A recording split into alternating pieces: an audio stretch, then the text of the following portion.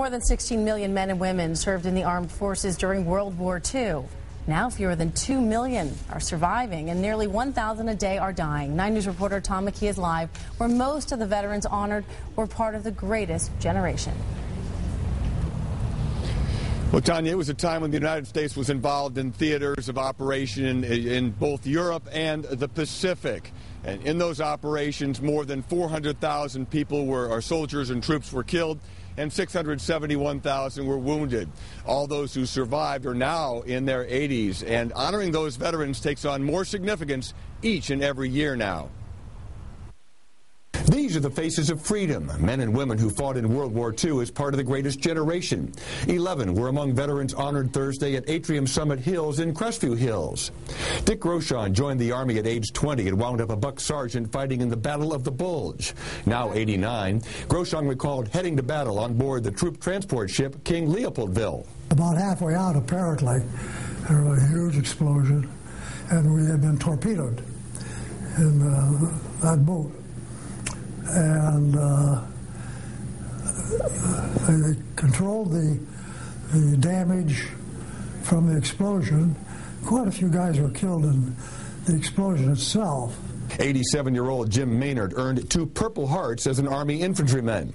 His combat began 3 days after D-Day, and he often found himself in the middle of fierce fighting.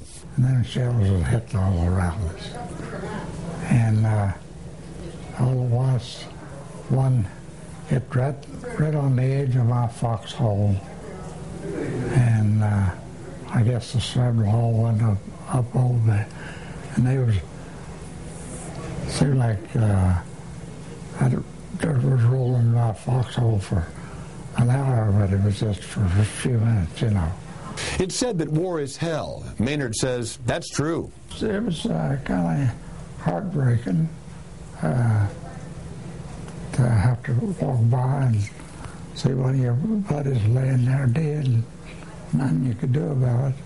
Given the wisdom of years, Groshon now has a new concept of war. How civilized, intelligent human beings can do those things to each other. Now, Groshon and Maynard both downplay their roles as part of the greatest generation. They say they were just doing their job. That's what many veterans say, Brendan, including both of my parents who fought in World War II, were involved in World War II. My dad was an Army Air Corps captain in troop transport. My mother was lieutenant commander in the Naval Reserve. They never talked about what they did. Their generation just went out and did it, and that's why they're so special in our memories. So true, Tom. My Uncle Franny went down in a B-24 over the Pacific. We salute their service. Another World War II veteran spoke today about service and the horrors of war. Greentown